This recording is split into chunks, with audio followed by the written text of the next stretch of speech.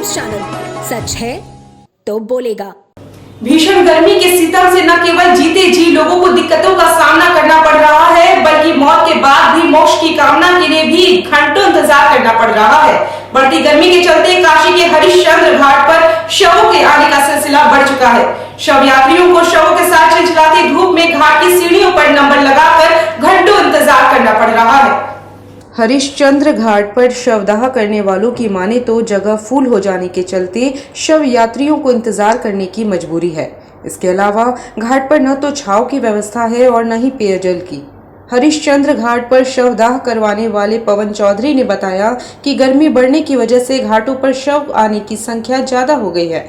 चिलचिलाती धूप के बीच में शव की संख्या बढ़ती जा रही है। अगर बात करें संख्या की तो पहले 19-20 शव आते थे, जो अब बढ़कर 30-35 हो गया है।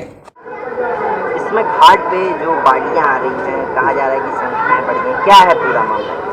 हमको लग रहा है गर्मी की वजह से कुछ घाट पे यहाँ संख्या डेड बॉडी का बढ़ा हुआ है, इसी कारण गर्मी के कारण ही यहाँ डेड बॉडी आ रही है। कितनी बाढ़ियाँ लगभग आ जा रही हैं? जहाँ पे 10, 15, 20 आती थी, इस समय 30-35 है, कभी 25 हो जा रहा है, कभी 20 हो जा रहा है, कभी 10 हो जा रहा है। तो कभी संख्या नहीं बता सकता कि क्या आ जा रहा है क्या नहीं आ रहा है जी। एक अनुमानित समय होता होगा जिस समय बाढ़ी की संख्या बहुत दोपहर के समय यहाँ डेड बॉडी कम आती है। जैसे शाम के 4 बजे 5 बजे के बाद आप आ जाइए तो उसके समय देखेंगे 10 बारी 15 बॉडी रहती है।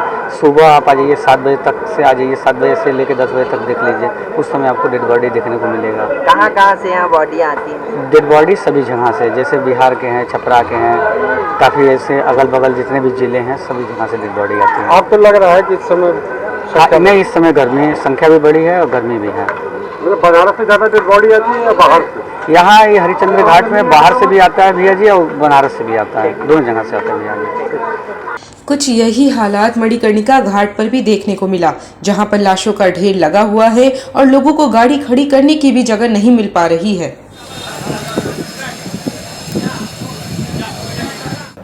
वाराणसी शहर के कबीरचौरा मठ मुलगादी में संत कबीरदास की 624वीं जयंती के अवसर पर आचार्य विवेक साध्य की अध्यक्षता में उद्घाटन सत्र एवं गोष्ठी का आयोजन किया गया। इस दौरान महंत साध्य ने कबीरदास जी की गुणों एवं उनके जीवन को महान बताया। संत कबीरदास की जयंती पर कबीरचौरा मठ में 2 दिवसीय कार्यक्रम का आयोजन किया गया, जहां इस कार्यक्रम में अलग अलग तरीके से संगीत का आयोजन किया गया, वहीं लोग संगीतमय होते दिखाई दिए। इस दौरान मुख्य अतिथि शहर दक्षिणी विधायक डॉक्टर नीलकंठ तिवारी ने कबीरदास एवं उनके गुरु रामानंद के संबंधों पर प्रकाश डाला। इसी क्रम में विशिष्ट अतिथि रहे प्रोफेसर हरीश दास ने कहा कि वर्तमान दौर कबीरदास की वाणी धारा का मार्गदर्शन कर सकता है।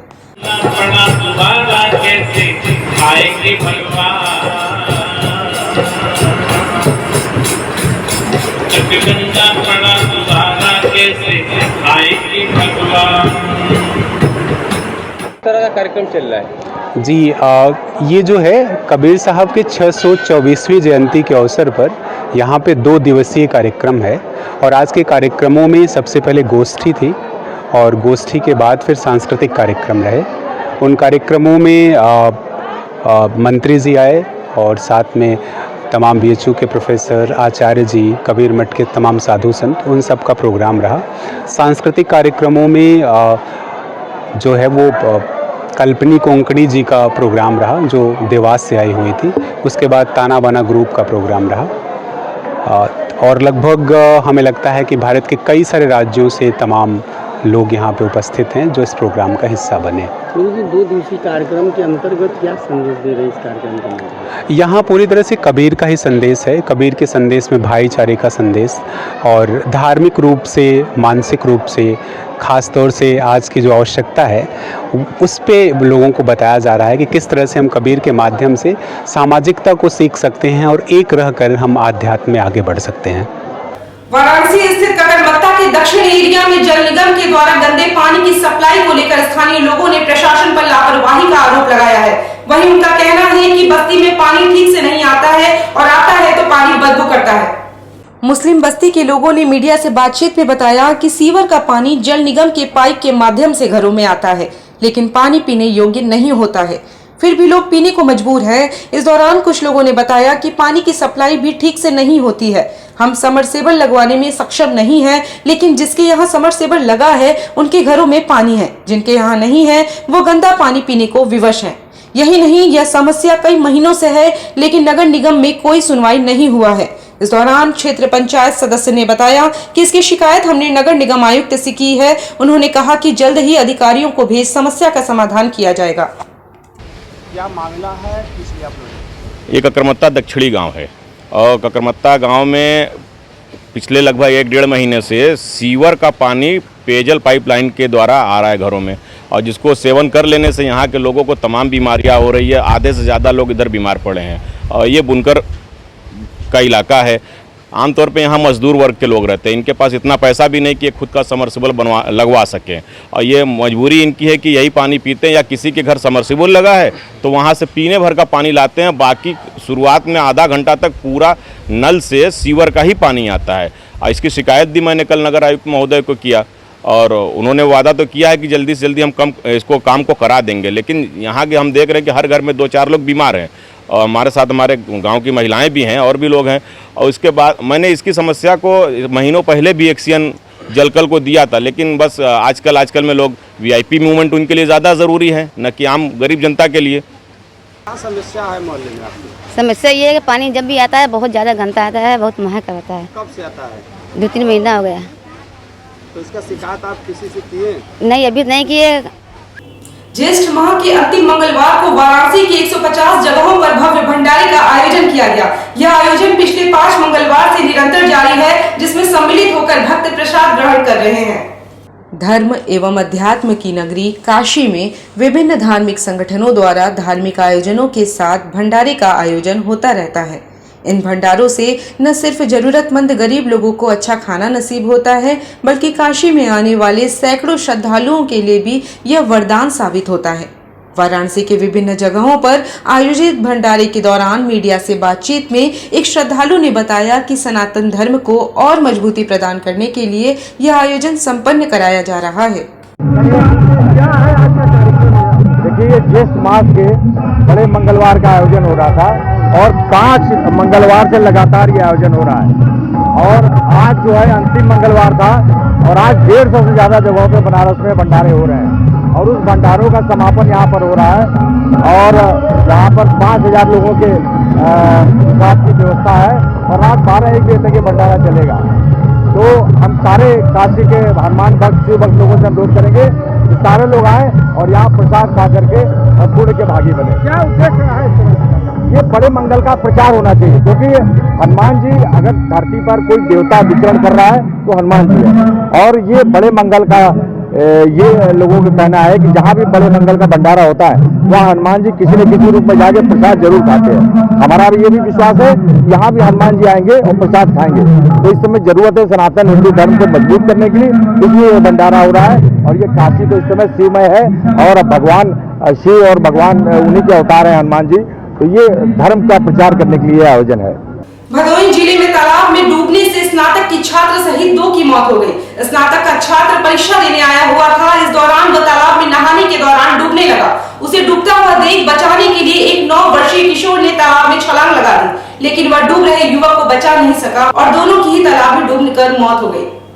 घटना ज्ञानपुर कोतवाली के ज्ञान सरोवर की है, जहां पर भदोही का रहने वाला युवक साहिल वाणिज्य स्नातक प्रथम की परीक्षा देने ज्ञानपुर आया था। परीक्षा शुरू होने में समय था, इसलिए वह पास में स्थित ज्ञान सरोवर तालाब पर जाकर नहाने लगा। नहाने के दौरान वह तालाब में डूबने लगा। इस दौरान वहां मौजूद 9 वर्षीय बालक विष्णु ने डूब रहे युवक को बचाने के लिए तालाब में छलांग लगा दी, लेकिन वह छात्र को बचाने में असफल रहा और दोनों की ही तालाब में डूबकर मौत हो गई। घटना की जानकारी मिलते ही मौके पर पहुंची पुलिस ने एक गोताखोर के माध्यम से दोनों शवों को बाहर निकलवाया और जिला अस्पताल ले जाया गया, जहां डॉक्टरों ने दोनों को मृत घोषित कर दिया। पुलिस ने दोनों मृतकों के परिजनों को सूचना दे दी है और शव को पोस्टमार्टम के लिए भेज दिया है। लड़कों को लाया गया था, क्या है? ये बताया गया है कि ये पानी में डूब के मर गए हैं। 2 लोग थे, एक का नाम साहिल है 19 साल और एक विष्णु है 9 साल। दोनों की डेथ हो गई? जी जी। यहाँ पे जब लाए गए थे तो उनकी मौत हो गई। क्या घटना हुई, क्या देखा आप? आज ज्ञानपुर सरोवर के तालाब पे 11:20 के करीब मैं मंदिर जाने के लिए जैसे ही निकला वहाँ सीढ़ियों पे पहुँचा, तब से कुछ बच्चे वहाँ नहा रहे थे। अचानक ही एक बच्चा जब कूदा पानी में, उसके बाद वो निकलते ही वहाँ पे जो छोटा एक बच्चा और नहा रहा था, तड़पड़ाते हुए उसको साथ में पकड़ लिया, जिससे दोनों ही डूबने लगे। हम लोगों ने देखकर काफ़ी शोर मचाया और आसपास के लोग दौड़ के आए, लेकिन जब तक कोशिश की जाती दोनों बच्चे पानी में डूब चुके थे। तत्काल पुलिस को भी खबर की गई, पुलिस वाले भी आए, लेकिन उन बच्चों को बचाया नहीं जा सका। आजमगढ़ में लोकसभा उपचुनाव में सपा प्रत्याशी के पक्ष में चुनावी माहौल बनाने के लिए सपा के वरिष्ठ नेता राम गोपाल यादव आजमगढ़ पहुंचे। सपा प्रत्याशी धर्मेंद्र यादव के हरबंशपुर में केंद्रीय चुनाव कार्यालय पर राम गोपाल यादव ने कार्यकर्ताओं के साथ बैठक कर आजमगढ़ लोकसभा सीट को किसी भी कीमत पर समाजवादी पार्टी के पक्ष में जीतने की रणनीति बनाई। आजमगढ़ पहुंचे सपा के वरिष्ठ नेता राम गोपाल यादव ने दावा किया कि इस बार धर्मेंद्र यादव सपा मुखिया अखिलेश यादव से ज्यादा वोट से जीतेंगे। उन्होंने कहा कि यह गलत बात है कि वोट जाति व धर्म के नाम पर पड़ते हैं।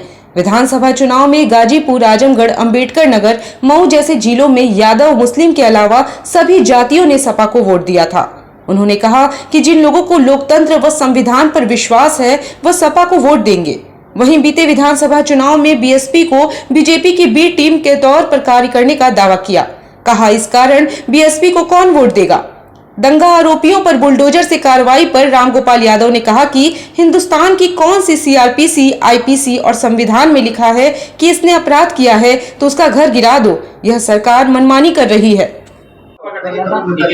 इस बार क्या स्थिति रहेगी 2022 में चुनाव?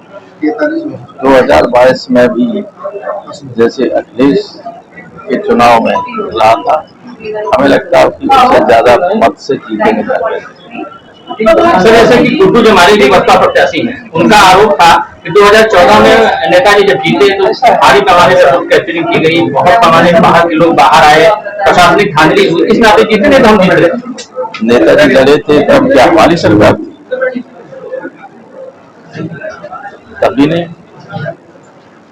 ऐसा है, चुनाव लड़ने वाले तो अपने अपनी सब बात कह रहे हैं। अब वो वक्त चला गया है कि जब जाति और धर्म के नाम पर ही लोगों को वोट मिलता है। क्या अखिलेश को मुस्लिम और यादवों के अलावा दूसरी बिरादरी को वोट नहीं मिला? हमारे उम्मीदवारों को नहीं मिला जो सारे के सारे जीते।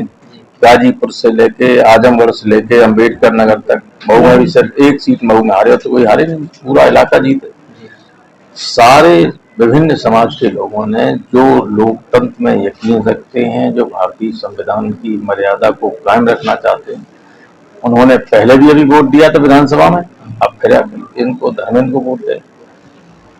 सपा बसपा प्रत्याशी का भी आरोप था कि जैसे मुसलमानों ने 2022 के विधानसभा चुनाव में जानते दिया, अब नहीं देंगे। अब प्रधानी चुनाव की सपा नहीं जीत पाएगी। बसपा जब बीजेपी की बी टीम बन चुकी है, सब जानते हैं कि विधानसभा चुनाव में बसपा ने अपना टोटल समर्थन बीजेपी को कर दिया था। तो कौन ऐसा व्यक्ति है जो बसपा को वोट देगा?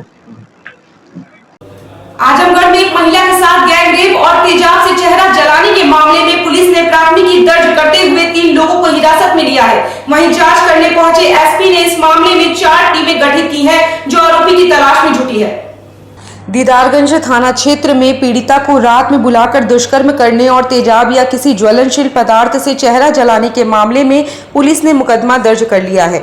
पुलिस अधीक्षक आजमगढ़ अनुराग आर्य ने जानकारी दी कि डायल 112 को सूचना मिली कि दीदारगंज थाना क्षेत्र के पुष्पनगर में एक युवती के साथ दुष्कर्म किया गया है और उसके चेहरे को जलाने का प्रयास किया गया है। मामला को गंभीरता से लिया गया। इसके बाद मौके पर स्थानीय पुलिस के साथ ही सीओ फूलपुर, अपर पुलिस अधीक्षक ग्रामीण व पुलिस अधीक्षक अनुराग आर्य खुद मौके पर फील्ड यूनिट के साथ पहुंचकर जांच किए।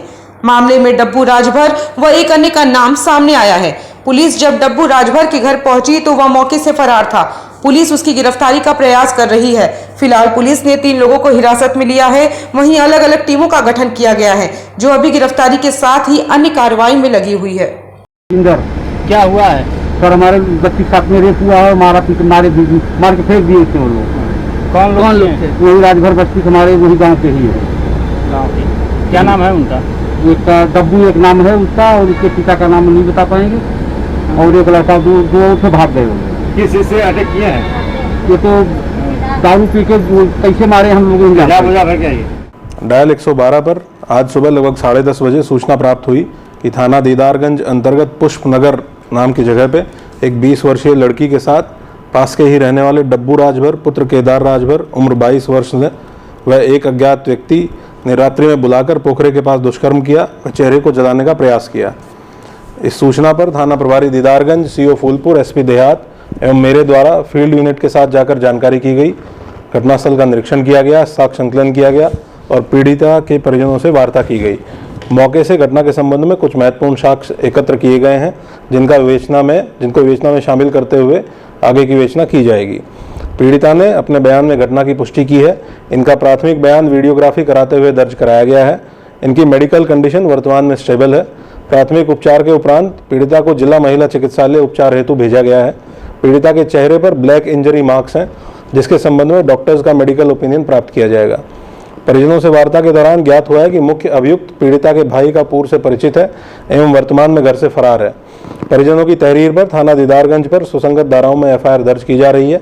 इस प्रकरण में अभियुक्त व इसके अज्ञात साथी को ट्रेस करने के लिए एसपी देहात के सुपरविजन में सीओ फूलपुर व सीओ लालगंज के साथ 4 टीमों का गठन मेरे द्वारा किया गया है, जिसमें सर्विलांस टीम भी इनकी मदद करेगी।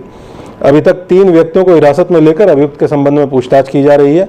अभियुक्तों की गिरफ्तारी अतिशीघ्र पुलिस के द्वारा सुनिश्चित की जाएगी व पीड़ित परिवार की पूरी मदद की जाएगी।